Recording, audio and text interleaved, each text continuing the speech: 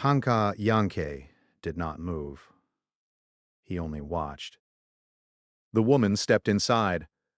The store was brighter than the outside because of the light coming through the open door and a small window. Shelves lined the walls.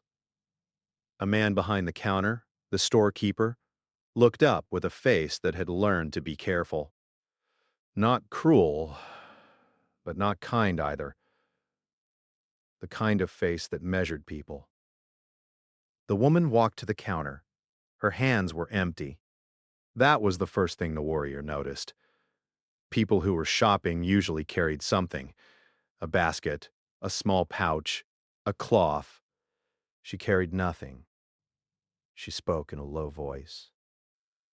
The warrior could not hear her words, but he saw her mouth move and saw her eyes lift, then lower again. The storekeeper answered. His voice was not loud, but his hand gesture was clear. He shook his head once, and his expression tightened. He pointed not at an item, but toward the door, like a sentence that ended without hope. The woman nodded quickly, as if she had expected this. She did not argue. She did not raise her voice. She did not ask again. She only said something short, then turned around. She walked out of the store with empty hands.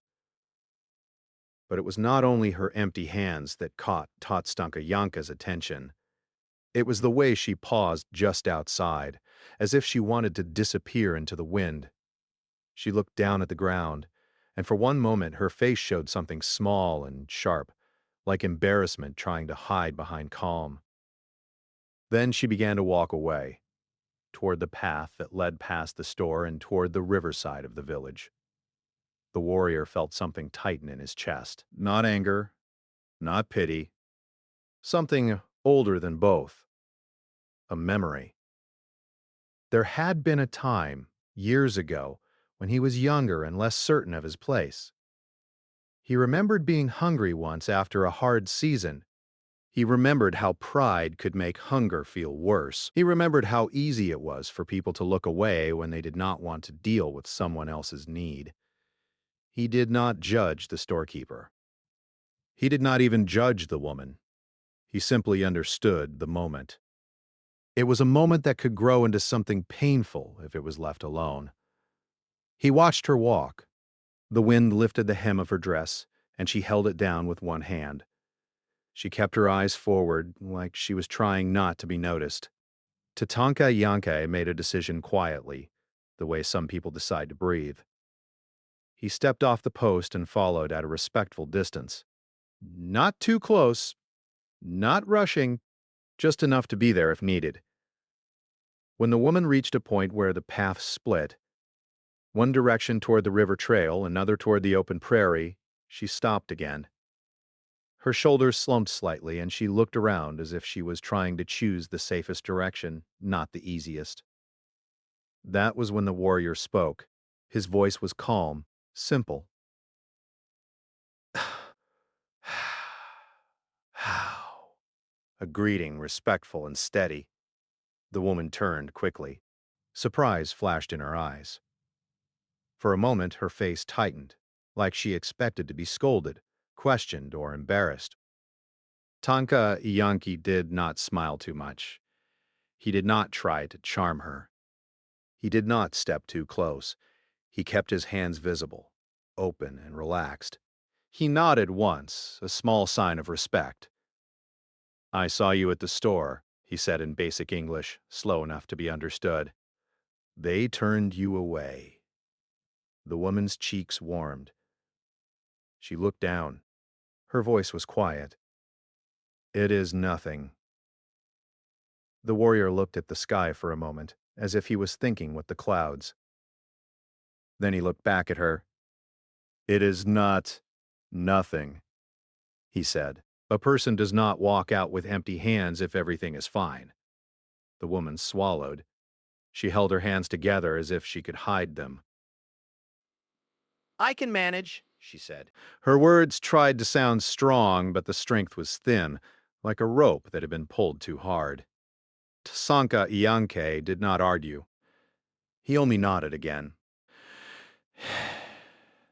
You might, but you should not have to manage alone.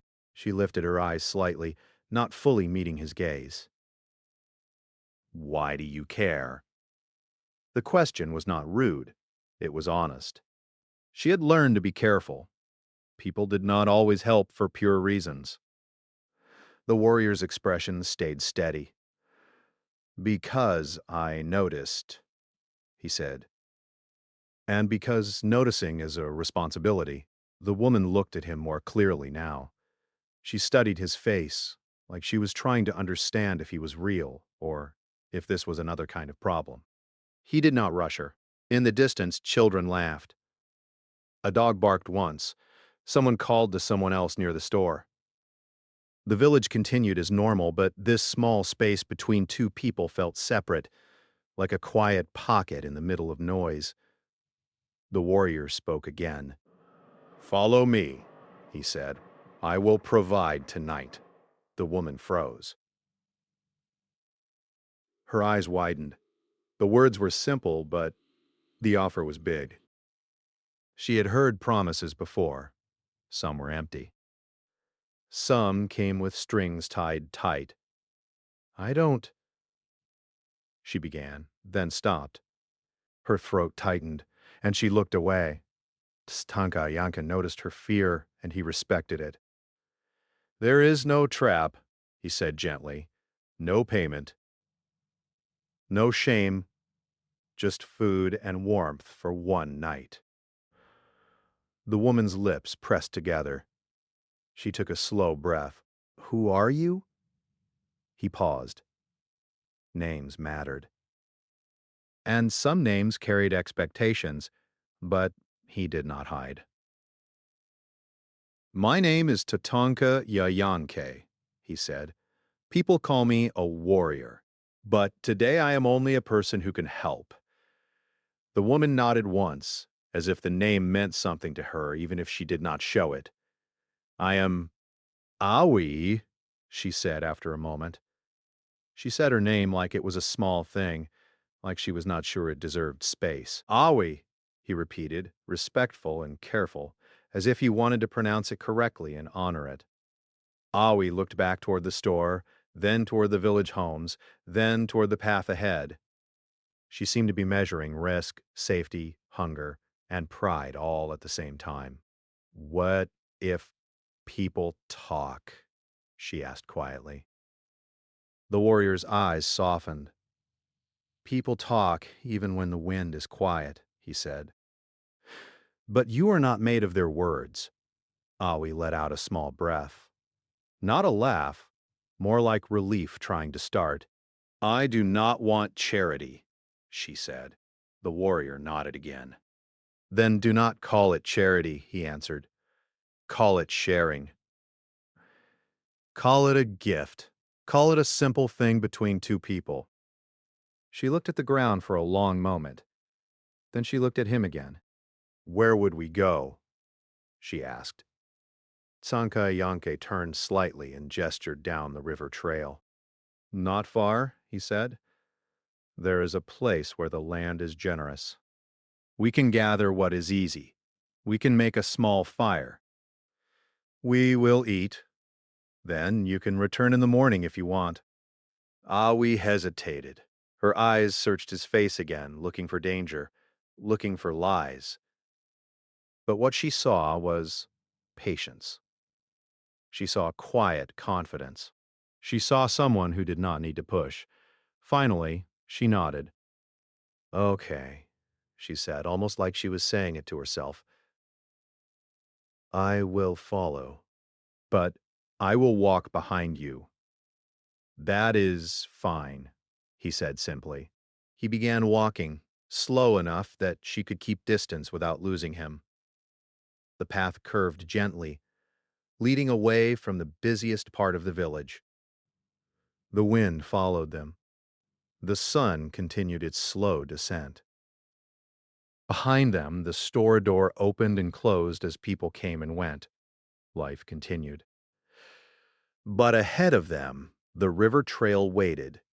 quiet, steady, and open. And with each step, Awi's shoulders lifted a little, not because her problems were gone, but because for the first time in a long time, she was not carrying them completely alone.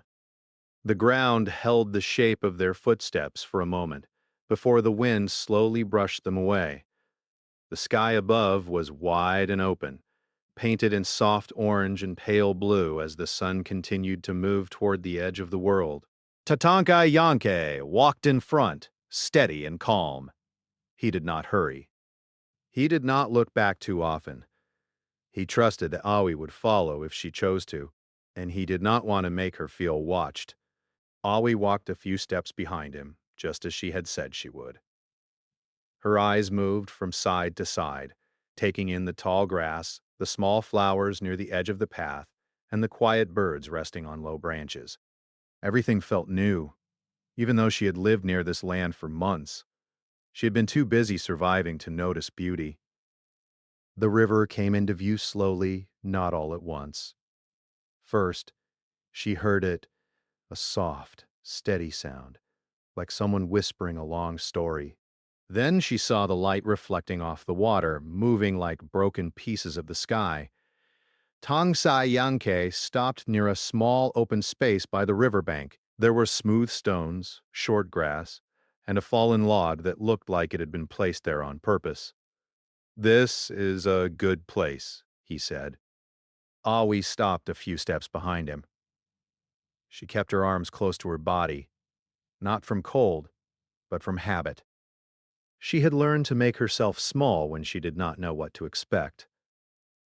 The warrior knelt near the ground and touched the soil with his fingers. He rubbed it between his hands, then nodded slightly.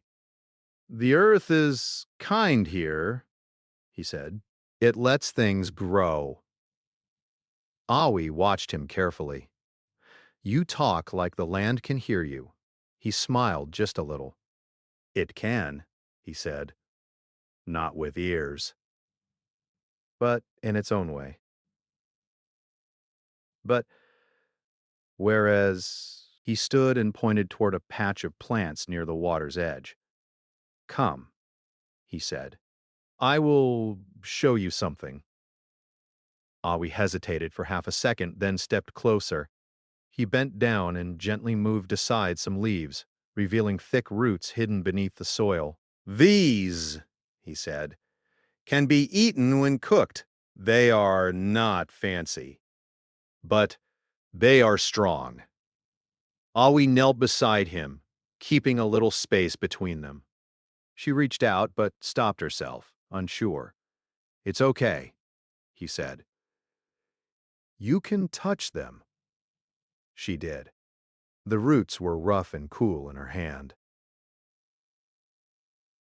They felt real, solid. "How do you know what is safe?" she asked. He smiled a little more this time. "By listening," he said, "and by learning from people who listened before me." They gathered a few roots together. Then he showed her small berries growing on a low bush. He did not rush. He named each thing slowly, like he wanted her to remember, not just collect. Owie! Noticed something as they worked. He never took more than he needed. When she reached for a full branch of berries, he gently shook his head. "Leave some," he said, "for the birds, for the next person who comes." She pulled her hand back. "Sorry." He shook his head. "You do not need to be sorry. You just need to know." They filled a small cloth pouch he carried with simple food from the land. It was not much, but it felt like more because they had found it together. When they returned to the open space near the log, the sky was darker now. The first stars were beginning to show, small and quiet. Tutakai Yankee gathered dry sticks and placed them carefully in a small circle. He showed Awai how to place the thin pieces first, then the thicker ones. "Fire is like people," he said. "If you give it too much at once, it can become wild. If you give it nothing, it dies." Awi watched closely as he struck the flint. A spark jumped, then another. Soon a small flame appeared, weak at first, then stronger as he fed it carefully. The light from the fire made the river shine and cast long shadows behind them. Aoi sat on the fallen log, holding her hands close to the warmth. She felt something inside her loosen. The cold in her bones was not only from the air, it was from many nights spent alone, worrying about the next day. Tonka Ianke prepared the roots and berries. He moved in a calm, practiced way, like every motion had a reason. "Where did you learn all this?" Aoi asked. He thought for a moment. "From my grandmother," he said. "She said a warrior who cannot feed himself cannot protect anyone." Aoi smiled softly. "She sounds wise." "She was," he said. They ate slowly. The food was simple but warm. Aoi had not realized how hungry she was until the first bite. Her eyes closed for a second as she chewed. "Thank you," she said quietly. He nodded. "You are welcome." They sat in silence for a while, listening to the river and the crackle of the fire. After some time, Aoi spoke again. "I came here because I thought this place would change my life," she said. "I thought there would be work for everyone, a home for everyone." The warrior did not interrupt. He only listened. "But it is hard to be new," she continued. "People already have their circles, their families, their stories. I feel like I am standing outside trying to read a book through a closed door." Tantanka Ayanka looked at the fire. "Every village is a book," he said. "Some pages open fast. Some take time." Aoi laughed quietly at that. "I like how you talk." He smiled, a real one this time. "I like how you listen." The wind shifted, and the smoke moved away from them, like it was being polite. Aoi wrapped her arms around herself again. "Do you ever feel alone?" she asked. The question surprised him. He looked at her, then back at the river. "Yes," he said honestly, "even in a village full of people." She nodded. "I thought it was just me." "No," he said. "It is a human thing." They shared another quiet moment. A bird called out from the trees, a soft sound, not a warning. The night felt gentle, not heavy. Aoi stood and walked closer to the river. She watched her reflection in the water, broken by small waves.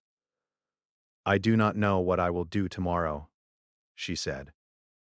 The warrior joined her, standing a few steps away. "Tomorrow will come whether you know or not," he said. "You do not have to fight it. You only have to walk with it." She thought about that. "Will I see you again?" she asked. "That depends," he said, "on where your path goes and where mine goes." She turned to him. "I hope they cross." He nodded. "So do I." They returned to the fire.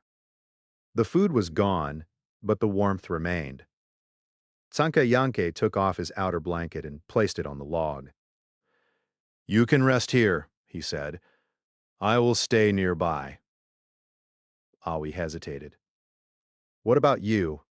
He pointed to the ground. "I have slept on worse." She smiled a little.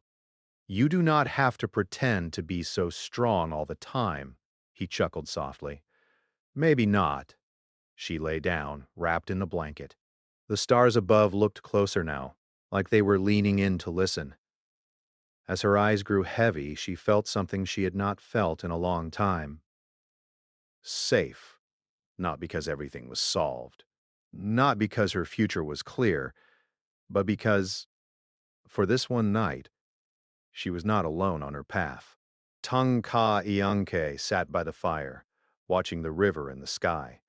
listening to the quiet breathing behind him. He felt a calm settle over him, too. Sometimes, he thought, helping one person also helped the helper. The fire burned low. The stars moved slowly across the sky, and the path of trust, once only a thin line, began to grow wider under the soft light of the night. The night was deep and quiet. The stars hung in the sky like small fires that never went out. The river moved slowly, whispering its long story to the stones and the grass. The small campfire had burned low, its light soft and warm instead of bright. Aoi slept on the fallen log, wrapped in the blanket Tatanka Yanke had given her. Her breathing was slow and even. For the first time in many nights, her dreams were not heavy. Tatanka Yanke sat nearby on a smooth stone. He kept the fire alive with small pieces of wood, adding them one at a time. He did not want big flames. He wanted steady warmth. He watched the river, the sky, and the soft rise and fall of Awi's breathing. He did not feel like a guard. He felt like part of the night itself. The wind shifted, carrying the smell of water and grass. Somewhere in the distance, an owl called out once, then went silent. After a while, Aoi stirred. She sat up slowly, blinking as she looked around. For a moment, she did not remember where she was. Then she saw the fire, the river, and the warrior sitting nearby. "You did not sleep," she said softly. He smiled a little. "I rested," he said, "in my own way." She pulled the blanket closer around her shoulders. "Thank you for staying." He nodded. "Thank you for trusting." They sat together in the quiet. The night felt gentle, like it was listening. Aoi broke the silence. "Why did you help me?" she asked again. But this time her voice was different. It was not guarded. It was curious. Tonka Yanke thought for a moment. He picked up a small stick and drew a simple circle in the dirt. "When I was younger," he began, "I believed a warrior's job was only to be strong, to stand tall, to never bend." We watched him, her eyes following the circle he had drawn. "But one winter," he continued, "I became sick. I could not hunt. I could not walk far. I could not even stand for long." She leaned forward slightly. "My pride was bigger than my strength," he said. "I did not ask for help. I told myself I did not need it." "What happened?" she asked. He smiled gently, not with humor, but with memory. "An old man from the village came to my home every morning," he said.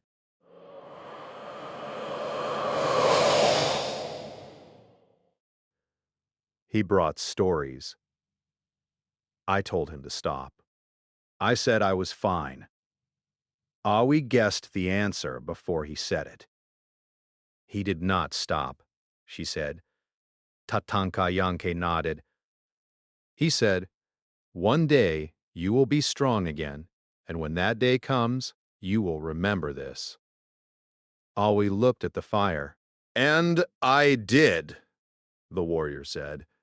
"I remembered." They were quiet again for a moment. "I do not like needing help," Aoi admitted. "Neither did I," he said. The sky slowly began to change color. The black faded into deep blue. A thin line of pale light appeared at the edge of the world. Morning was coming. I stood and stretched. Her body felt stiff, but lighter than it had in days. "I should go back soon," she said. "People will wonder where I went."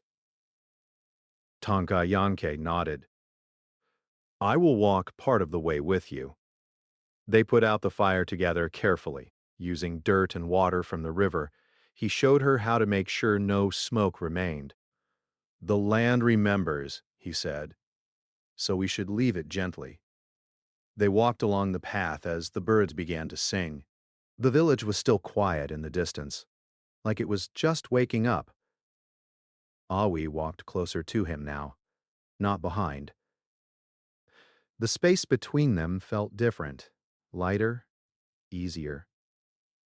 "Do you belong here?" she asked suddenly. He looked at her. "Where is here?" "The village," she said. "This place. This life." He thought. "I belong to the land first," he said. "The village is part of the land. So yes, in that way, I belong." She smiled. "I want to belong too." "You already do," he said. "You just do not see it yet." They reached the place where the path split, the same place where they had spoken the night before. Aoi stopped. "I do not want to go back the same way I left," she said. He looked at her. "Then do not." She took a breath. "Will you come with me to the store?" He raised an eyebrow slightly. "Why?" "So I do not turn away this time," she said. He smiled. "I will walk with you," he said. People were starting to move about. A woman swept the ground in front of her home. A man carried a bucket of water. A child chased a dog, laughing. When they reached the store, Aoi stopped for a moment. Her hands trembled slightly. Titanka Ayanke did not touch her. He did not push. He only stood beside her. "You are not alone," he said quietly. She nodded and stepped inside. The storekeeper looked up, surprised to see them together. His eyes went from Aoi to the warrior and back again. Aoi spoke first. "I would like to ask again," she said. Her voice was steady this time. "Is there any work I can do in exchange for food?" The storekeeper paused. He studied her, then glanced at Tatanka Yanke, who stood quietly, not saying a word. "Work?" the man repeated. "Yes." Aoi said. "Cleaning, carrying, organizing, anything." The storekeeper leaned back slightly. He scratched his chin. "I could use help with the shelves," he said finally. "And the back room." Aoi's face lit up, not with excitement, but with relief. "I can do that," she said quickly. The man nodded. "Come back in an hour. I will have something for you." She nodded back. "Thank you." They stepped outside. Aoi let out a breath she had been holding for a long time. "I did it," she said, almost to herself. "You did?" Tontai Anyanki agreed. She turned to him. "Thank you for walking with me." He shook his head gently. "You walked on your own. I just kept you company." She smiled at that. "Will I see you again?" she asked. He looked toward the river trail, then back at her. "Paths that cross once often cross again," he said. She nodded, like she wanted to believe that. They stood there for a moment, two people at the edge of a new day. Then Aoi turned toward the village homes, her steps lighter than before. Titankayanke watched her go. He felt a quiet warmth in his chest, like the fire from the night before, still burning low but steady. Sometimes he thought the strongest thing a person can do is walk beside someone until they learn how to walk forward on their own. The sun rose fully over the village, painting everything in gold, and a new chapter, for both of them, had begun. The morning sun rose higher over the village, warming the roofs of the homes and the dirt paths between them. The air smelled of fresh water, cooking fires, and new beginnings. The village felt alive, in a quiet way, like it was stretching, after a long sleep. Aoi walked through the village with a small, steady smile on her face. Her steps were lighter than they had been days ago. She was not running from hunger now. She was walking toward purpose. She reached the store just as the storekeeper opened the back door. He looked surprised to see her so early. "You are ready already?" he asked. "Yes," Aoi said. "I did not want to be late." He nodded, then stepped aside. "Come in." The back room was small and dusty. Boxes were stacked against the wall. Shelves held jars, tools, and cloth that had not been touched in a long time. "You can start here," the storekeeper said. "Clean the shelves. Sort the boxes. If you find anything broken, set it aside." "Ah," he nodded. "I will." He left her alone and she began to work. At first, her hands moved carefully, like she was afraid to make a mistake. But as time passed, she grew more confident. "Have you—" She wiped dust from the shelves. She lined up jars by size. She folded cloth neatly and placed it in small piles. As she worked, she felt something change inside her. This was not just work. This was proof, to herself more than anyone, that she could stand on her own. Outside, Tatanka Yanka walked along the edge of the village. He did not go far. He did not want to disappear too quickly. He wanted to see how the day would unfold. He watched people greet each other. He saw children carrying water. He saw elders sitting in the shade, talking softly. He felt the land under his feet and the sun on his face. The world felt balanced. After some time, he walked past the store. He did not go inside. He only paused near the door. Through the open window, he saw Aoi in the back room. She was standing on a small stool, reaching for a high shelf. Her face was focused, determined. He smiled to himself and kept walking. The day moved forward slowly. The sun climbed higher. The village grew louder. By midday, Aoi finished the back room. The storekeeper returned and looked around, clearly surprised. "You did all this?" he asked. "Aoi said," wiping her hands on her dress. He nodded slowly. "You did good work." He went to the front of the store and came back with a small bag. He handed it to her. "Flour, dried fruit, a little coffee," he said. "For your work." Aoi took the bag carefully, like it was something fragile. "Thank you," she said. "You can come back tomorrow if you want," the man added. "There is always more to do." Her face brightened. "I would like that." She stepped outside into the sunlight, holding the bag close to her chest. The first person she looked for was Tatsanka Ianke. He was standing near the path, talking quietly with an elder. When he saw Aoi, he nodded politely and finished his conversation. She walked toward him, her steps quick and excited. "I worked," she said. "I earned this." She showed him the bag.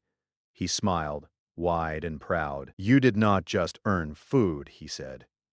"You earned your place." Aoi laughed softly. "I think I am starting to believe that." They walked together toward the river trail, not to go far, but just to talk. "I was scared this morning," Aoi admitted. "But when I started cleaning, I forgot to be scared. I just worked." He nodded. "Fear is loud when we stand still," he said. "It gets quiet when we move." They sat on the same fallen log where they had shared food the night before. Aoi looked at the water. "What will you do now?" she asked. He thought for a moment. "I will walk." I will listen. I will help where I can. He smiled. You make it sound simple. It is simple, he said. It is not always easy, but it is simple. They sat in comfortable silence. After a while, Aoi spoke again. I do not want to forget last night, she said. The fire, the stars, the way I felt safe. You do not have to forget, he said. You just have to carry it with you. She looked at him. How? He touched the ground lightly with his hand. By being that fire for someone else one day. She nodded slowly, thinking. The afternoon passed. The shadows grew longer. Aoi stood. I should go, she said. I want to take this food home. He stood too. I will walk with you part of the way. They walked back toward the village homes. People noticed them now. Not in a strange way. Just in a normal way. Like two people walking together. They stopped near a wise small home. A simple place, but clean and bright in the sunlight. This is me, she said. He nodded. It is good. She hesitated, then reached into the bag and pulled out a small piece of dried fruit. She held it out to him. For you, she said, for sharing. He accepted it with a small bow of his head. Thank you. They stood there, not wanting to end the moment. Will you come back to the river trail tonight? She asked. He smiled. Maybe, but even if I do not, the river will still be there. She laughed softly. You always talk like you are part of the land. He shrugged. Maybe I am. She took a step back toward her door, then turned again. I am glad you noticed me, she said. He met her eyes. I am glad you followed. She went inside. Tatsanka Ianke stood there for a moment longer, listening to the sounds of the village. He felt something settle inside him, a quiet happiness. He turned and walked toward the open path beyond the homes. As he walked, he thought about the old man who once brought him soup and stories. He thought about Aoi, standing tall in the store, asking for work instead of turning away. He realized something then. The gift he gave her was not the food. It was not the fire. It was not even the walk. The gift was the reminder that she mattered, and the gift she gave him was the reminder that he still did too. The sun dipped low again, painting the sky in soft gold and pink. The river whispered its endless story. The village continued to live and breathe, and somewhere between the land and the people, between giving and receiving, the quiet strength of kindness remained, not as a moment, but as a path. Lakota warrior noticed her, turned away from the village store, said, Follow me, I'll provide tonight. The late afternoon sun sat low in the sky, warm and golden, as if it did not want to leave. A soft wind moved through the tall grass outside the village, making the prairie look like water. Slow waves rolling to the horizon. The air smelled like dust, wood smoke, and something sweet from drying herbs. Near the edge of the village stood the small village store. It was not a large place, but it mattered. People came there for flour, salt, cloth, coffee, needles, soap, and small tools. Some traded. Some paid with coins. Some asked for credit. A few only looked, then left. A Lakota warrior named Tatanka Ianke stood a short distance away, near a post where the path widened. He did not stand like a guard, and he was not trying to look important. He simply stood there in a calm way, as if he belonged to the wind and the ground as much as he belonged to the village. He had returned earlier that day from a long walk beyond the fields and the river trail. He carried no weapon in his hands, and he was not looking for trouble. His eyes were quiet, steady, and observant, the kind of eyes that noticed things other people missed. Small changes in the clouds, a bird's warning cry, a person's heavy steps. He watched people go in and out of the store. He listened to their voices. He noticed how some laughed loudly and how some spoke softly. He saw how some held their heads high and how some kept their eyes on the ground. Then he noticed her. She came from the direction of the smaller homes, walking slowly as if each step cost her something. She was young, maybe in her early 20s, but tiredness sat on her shoulders like a shawl. Her hair was tied back in a simple way. Her dress was clean but worn at the edges. She stopped outside the store and took a breath, like someone preparing for something difficult.